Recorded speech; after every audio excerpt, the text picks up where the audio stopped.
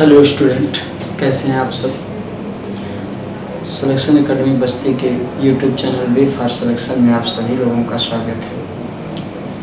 One day exam की दृष्टि से चाहे वो यूपीपी हो, यूपीएसआई हो, एसएससी जीडी हो या सीटेट या शिक्षक भर्ती हो या कोई भी वनडे एग्ज़ाम हो, उन सभी वनडे एग्ज़ाम में यानी जिस एग्ज़ाम में मैथ पूछा जाता है उन सब में संख्याओं के परिचय से कुछ क्वेश्चन आ जाते हैं, ठीक है ना। तो सबसे पहले आइए हम लोग संख्या के परिचय को हम बहुत ही शॉर्ट तरीके से पढ़ेंगे। एक ग्राफ में हम सारी संख्या को सम्मिलित करके सबको डिफाइन करेंगे। आइए हम लोग जानें संख्याएं क्या हैं, क्यों हैं और कैसे हैं। देखिए यहाँ पे लिया गया है संख्या ग्राफ। संख्या ग्राफ ये बना दिया गया है। अब इस संख्या ग्राफ को हम सीक्वेंस में जानेंगे, किसके अंडर कौन आता है, इसकी कितनी शाखाएं हैं, किसकी कितनी शाखाएं हैं, अब कब कौन साइलेंट हो गया है, क्यों हो गया है, ये सारी चीज़ें यहाँ हम जानेंगे। आइए संख्या ग्राफ में सबसे पहले अब शुरू होता है सम्मिश्रित संख्याएं। सम्मिश्रित संख्याओं को कहा जाता है कॉम्प्लेक्स नंबर, अर्थात जिसमें सारी संख्याएं, जिसमें हर तरह की संख्याएं सम्मिलित हों, उन्हें कॉम्प्लेक्स नंबर कहते हैं, जिनको हम C से प्रदर्शित करते हैं, ठीक है ना। अब देखिए कॉम्प्लेक्स जो नंबर है वो दो तरह से होता है, एक वास्तविक संख्याएं होता है और एक काल्पनिक संख्याएं होती हैं, ठीक है ना। वास्तविक संख्या को इंग्लिश में रियल नंबर कहते हैं, ऐसे हम R से प्रदर्शित करते हैं, और काल्पनिक संख्याओं को हम इमेजिनरी नंबर कहते हैं, है ना, और इसे हम I से प्रदर्शित करते हैं, ठीक है। अब ये वास्तविक संख्या अगर है तो क्यों है। देखिए एक बात और बता दें आपको कि अगर जिस स्टूडेंट का, जैसे हम सारी चीज़ें बोल रहे हैं, हर एक का परिभाषा हम बोल रहे हैं पर लिखा नहीं गया है परिभाषा, अगर वो चाहे तो एक नोट्स बना के लिख लेगा, ये उसे हमेशा काम आएगा जब तक वो कंपटीशन में बैठता रहेगा। अब देखिए हम वास्तविक संख्या की बात कर रहे थे। वास्तविक संख्याओं को इंग्लिश में कहते हैं रियल नंबर और काल्पनिक संख्या को कहते हैं इमेजिनरी नंबर, ठीक है ना। रियल का मतलब होता है वास्तविक, इमेजिनरी का मतलब होता है, इमेजिन का मतलब होता है स्वप्न, है ना। एक जो असंभव चीज़ें हों, केवल हम उसको सोच सकते हैं, कल्पना कर सकते हैं, वो काल्पनिक संख्या होती है। अब वास्तविक संख्या जो हम सोच सकते हैं वो हम कर सकते हैं, तो वो वास्तविक हो गया, लेकिन जो हम सोच सकते हैं वो कर नहीं सकते, वो काल्पनिक हो गया। फर्क यही है, ठीक है ना। वास्तविक का मतलब निश्चित और काल्पनिक का मतलब अनिश्चित, ठीक है ना। जैसे वास्तविक संख्याओं की जो वास्तविक संख्याएं जो है उनके बारे में अगर जानिए तो जैसे आप कह सकते हैं कि 2 या -3 या -1/4, ठीक है ना। इत्यादि बहुत सारी संख्याएं, जैसे √5, ये सभी संख्याएं क्या हैं, वास्तविक संख्या के अंतर्गत आती हैं। इसमें भिन्न भी आता है, इसमें दशमलव भी आता है, इसमें कड़ी वाली संख्या भी आ जाती है। इसमें सारी संख्या यानी जो संख्या फिक्स हो, जैसे 2, -3, -1/4, √5, ये फिक्स है कि √5 है तो √5 ही रहेगा, इसमें कोई चेंजिंग नहीं होगी, तो ये क्या है, वास्तविक संख्या है। अब काल्पनिक संख्या क्या है, इसके बारे में समझिए। जैसे कुछ ऐसी वैल्यू हम सोचें, हमारे दिमाग में कभी कभी कुछ ऐसे वैल्यू आते हैं, क्या इसका ये हो सकता है, अगर हो जाएगा तो वो वास्तविक, अगर नहीं हुआ तो वो काल्पनिक। फॉर एग्जाम्पल के लिए आइए देखिए, जैसे हमने कहा अगर 3 का स्क्वायर करें तो -9 प्राप्त हो, या -4 √-4 का वैल्यू 2 हो जाए। ये कभी पॉसिबिलिटी, यानी ये कभी पॉसिबल है नहीं, ये कभी पॉसिबल नहीं है, लेकिन हम सोच रहे हैं, हम ऐसा सोच रहे हैं, यानी हम कल्पना कर रहे हैं, लेकिन वो संभव नहीं है। तो जो कल्पना मात्र हो, जिसके हम केवल कल्पना कर सकें और वो संभव ना हो, वो काल्पनिक संख्या कहलाती है, ठीक है ना। अब आइए ये जानिए, अब क्योंकि काल्पनिक संख्या यहीं पे साइलेंट हो जाएगा, अब इसके बाद ये आगे बढ़ने वाला नहीं है, लेकिन वास्तविक संख्या है अब ये आगे बढ़ेगा। इसके दो खंड हैं, एक है परिमेय संख्या और दूसरा है अपरिमेय संख्या, ठीक है ना। परिमेय संख्या और अपरिमेय संख्या, जिसको इंग्लिश में कहते हैं रेशनल नंबर और इसे कहते हैं इरेशनल नंबर, ठीक है ना। परिमेय संख्या का मतलब इतना समझिए, जो निश्चित वैल्यू हो। परिमेय संख्या का मतलब ये होता है जिन संख्याओं को, अगर हम कहते हैं कि जिन संख्याओं को हम भिन्न के रूप में प्रदर्शित कर सकें, है ना, जिन संख्याओं को हम भिन्न के रूप में क्या कर सके, प्रदर्शित कर सके, वो क्या है, परिमेय संख्या है। जो संख्या भिन्न के रूप में हो जाए वो संख्या क्या है, परिमेय है, ठीक है। जिसका मान क्या हो, निश्चित हो, या अचर राशियां, अचर राशियां जैसे 1 2 3 4 -1 -2 -3 -2/3 -3/4, हाँ, इत्यादि संख्याएं जैसे 0, ये सभी संख्याएं अचर राशि होती हैं, ठीक है ना। ये हो गई परिमेय संख्याएं। अब परिमेय संख्याएं क्या है, अनिश्चित राशि, जैसे जिसका फिक्स ना हो, जैसे यक्स ले लीजिए। अब यक्स ले लेंगे तो यक्स जब मानते हैं मैथ में तो उसका वैल्यू कुछ भी आ सकता है, आप पहले से जानते नहीं हैं, तो जो आता है उसे आप एक्सेप्ट करते हैं। -1 आ सकता है, दशमलव में आ सकता है, -2/5 आ सकता है, यानी कुछ भी आ सकता है। यक्स आप मानते हैं तो आपको पता नहीं होता है कि इसका मान क्या आएगा, लेकिन जब आ जाता है तो आपको वही मानना पड़ता है।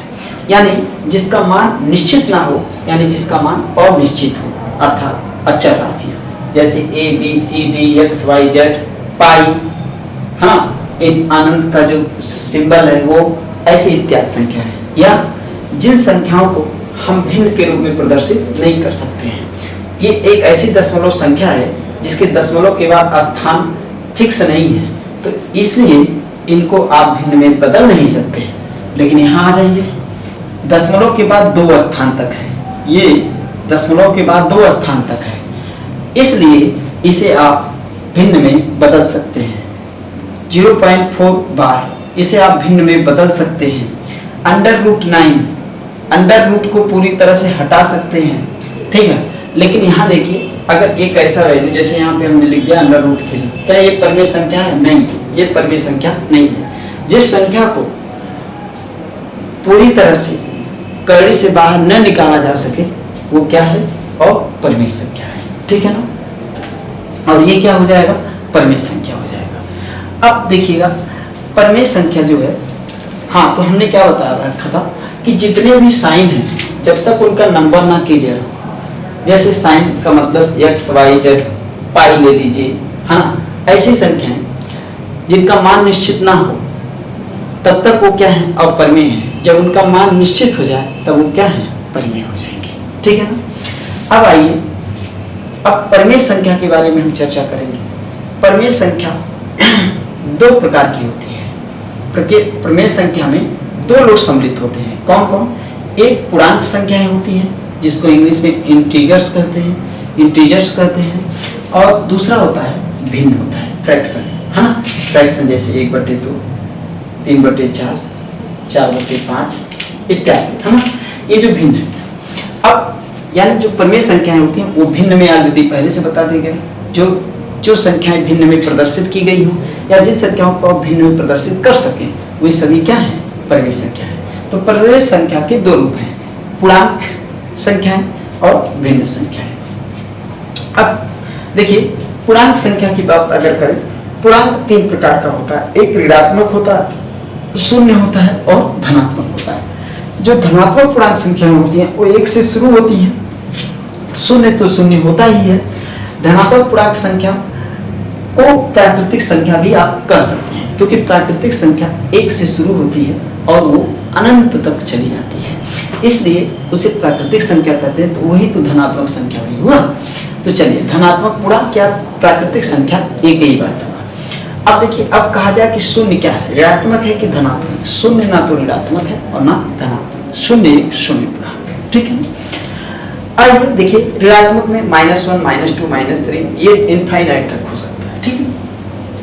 अब क्या है कि शून्य, जिस ग्रुप में शून्य और धनात्मक पूर्णांक क्या प्राकृतिक संख्या है, जिस समूह में शून्य और धनात्मक संख्याएं हों वे सभी पूर्ण संख्या कहलाती है। क्या कहलाती है? पूर्ण संख्या, जिसको इंग्लिश में कहते हैं होल नंबर। क्या कहते हैं, होल नंबर। जैसे फॉर एग्जांपल के लिए नीचे लिखा गया है कि 0 से शुरू होकर के सारी धनात्मक संख्या 0, 1, 2, 3, 4 डॉट डॉट डॉट इनफाइनाइट। अभी हमने कहा कि शून्य और धनात्मक पूर्णांक संख्याओं का जो समूह होता है उसे कहते हैं पूर्ण संख्या। ठीक है ना। अब ध्यान दीजिएगा, अब लेकिन आगे बढ़िए, ये धनात्मक पूर्णांक है या प्राकृतिक संख्या है। प्राकृतिक संख्या के 3-4 भाग होते हैं। कौन कौन सा होता है? विषम संख्या है जिसको ऑड नंबर कहते हैं, ठीक है ना। विषम संख्या है जिसको ऑड नंबर कहते हैं। सम संख्या है जिसे इवन नंबर कहते हैं। अभाज्य संख्या या ऋण संख्या, अभाज्य संख्या का दूसरा नाम ऋण संख्या है, इसे प्राइम नंबर कहते हैं। और भाज्य संख्या जिसका दूसरा नाम यौगिक संख्या है, जिसे अगर वो भाज्य कहीं लिखा है तो डिवाइडेड नंबर और यौगिक है तो उसे कंपोजिट नंबर, ठीक है ना। अब इनका पहचान क्या है? विषम संख्या ऐसी संख्या जो 2 से विभाजित ना हो, ऐसी संख्या है जो 2 से पूरी तरह से विभाजित ना हो, जैसे 1, 3, 5, 7, ये सभी संख्याएं जो है ये 2 से पूरी तरह से विभाजित नहीं है। सम संख्या जैसे जो 2 से, देखिए विषम और सम एक दूसरे के क्या है, एक दूसरे के अपोजिट है, ठीक है ना। एक जो मानता है वो सम है, जो नहीं मानता है वो विषम है। जो संख्याएं 2 से विभाजित हो जाए वो सम संख्या है। जैसे 2 से कट जाएगा, 4 2 से कटेगा, 6 2 से कटेगा। जो संख्या 2 से कट जाए वो सम, और जो 2 से न कटे वो विषम। अभाज्य संख्या की बात करेंगे। अभाज्य संख्या को हम रूट संख्या भी कहते हैं, इसका इंग्लिश है प्राइम नंबर। अभाज्य संख्या क्या है? ऐसी संख्याएं जो सिर्फ स्वयं से कटे और 1 से कटे। मतलब ये समझिए कि कोई ऐसी संख्या नहीं है जो स्वयं से न कटे और 1 से न कटे। सारी संख्याएं स्वयं से और 1 से जरूर कटती हैं। उसी तरह से अभाज्य संख्याएं स्वयं से और 1 से कटती हैं और किसी संख्या से नहीं कटती हैं। कोई भी अभाज्य संख्या है वो स्वयं से कटेगा और 1 से कटेगा। तो जो संख्याएं स्वयं से और 1 से कटे, स्वयं से और 1 से कटे और किसी से न कटे, वो संख्याएं अभाज्य कहलाती हैं। अभाज्य संख्या का दूसरा नाम ऋण संख्या है। अब इसकी हम दूसरे परिभाषा को बताते हैं। जिन संख्याओं के केवल 2 भाजक हो, भाजक का मतलब जो काटती है, भाजक का दूसरा नाम है गुणनखंड। जिन संख्याओं के केवल 2 गुणनखंड या भाजक हो वे अभाज्य संख्याएं कहलाती हैं। अब हम बात करेंगे भाज्य संख्या की बात करेंगे। सबसे पहले थोड़ा सा फॉर एग्जाम्पल की बात करें। जैसे 2 की बात करिए, 2 स्वयं से विभाजित होगा अर्थात 2 से, और 2 1 से विभाजित होगा। 3 स्वयं से अर्थात 3 से, और 3 1 से विभाजित होगा। 5 स्वयं से अर्थात 5 से और 1 से विभाजित होगा। इसी तरह से 7, इसी तरह से 11 गए। लेकिन भाज्य संख्या की बात करेंगे। भाज्य संख्या का दूसरा नाम यौगिक संख्या है। अगर भाज्य संख्या कहीं लिखा है तो उसका नाम डिवाइडेड ना, इंग्लिश में डिवाइडेड नंबर होगा। अगर यौगिक संख्या है तो उसका नाम योग, कंपोजिट नंबर होगा, ठीक है। अब आइए समझिएगा भाज्य संख्या क्या है, पहचान क्या है। ऐसी संख्या जो स्वयं से कटे और 1 से कटे, इसके अलावा किसी और से भी कटे। स्वयं से कटे, 1 से कटे और किसी और से कटे। जैसे आप कह सकते हैं 4 है तो 4 स्वयं से अर्थात 4 से, फिर 1 से, और इसके बाद देखिए 2 से भी कटेगा। 6 की बात करिए, स्वयं से अर्थात 6 से, 1 से देखिए 2 से भी कटेगा और ये 3 से कटेगा। ऐसी संख्या जो स्वयं और 1 के अलावा किसी और से भी कटे, वे संख्याएं भाज्य संख्याएं कहलाती हैं, ठीक है ना। अब इसके दूसरे परिभाषा को हम, भाज्य संख्या की दूसरी परिभाषा को हम बता लें।